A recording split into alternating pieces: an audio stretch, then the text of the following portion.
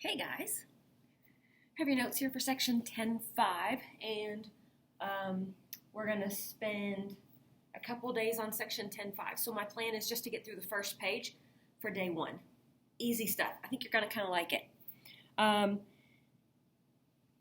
Refreshing your memory on some pre-cal stuff. Partial sums is when you are only asked to do a sum of the first however many terms.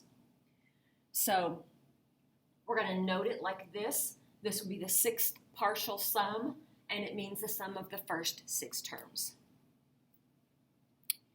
So for this example, we're going to find the third partial sum. I'm going to label it. I wrote out my first three terms, and there you go. I can add them and find the partial sum. Now, let me show you a new, different kind of series. It's called a telescoping series.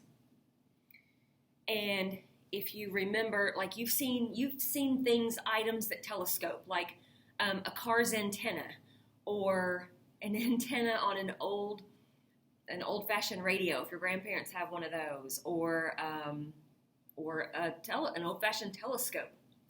So it's like it collapses in on each other. So here's a new series, okay?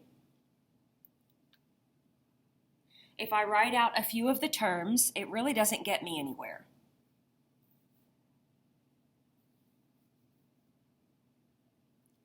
However, if I can take this expression, this a sub n expression, and split it into two separate fractions, like what were the fractions before somebody found a common denominator and added them together?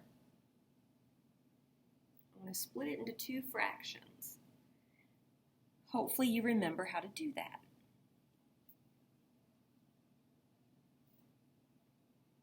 So let's take this. Let's make it look like this. And we know that you would multiply this fraction by n plus 2 over n plus 2. You would multiply this fraction by n plus 1 over n plus 1.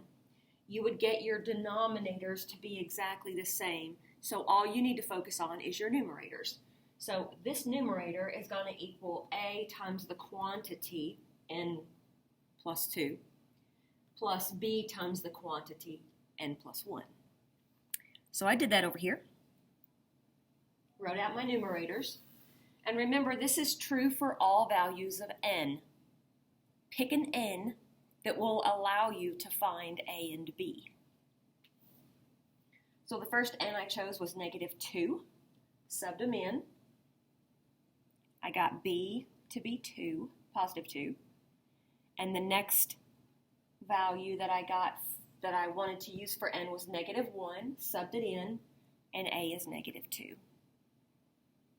So what I did is I rewrote this expression and made it look like this expression. Right? It's the same thing. Just looks different. Now, let's look at let's look at a few terms. So let's sub in 2 and let's see what I get. I'm going to get two fractions out of it when I sub in 2. I'm not going to add them together. I'm just going to write them down. And then I'll sub in 3 and I'll get two fractions. And I'll sub in 4 and I'll get two fractions. Okay, so I did a few. I subbed in 2 and I got -2 over 3. And I subbed in 2 and I got 2 over 4. And I'm not going to reduce anything. I'm just going to write them on my paper. I subbed in 3. I got -2 over 4 and positive 2 over 5. Okay, I subbed in 4. There are my two fractions. Blah, blah, blah, blah, blah. And then this is what it would look like for my nth term. Check this out.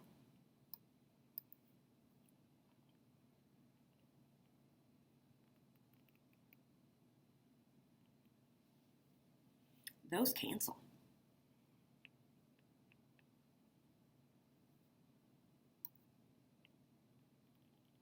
So do those.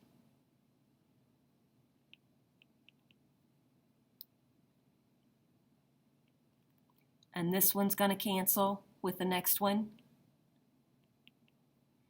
And something is going to cancel with this one.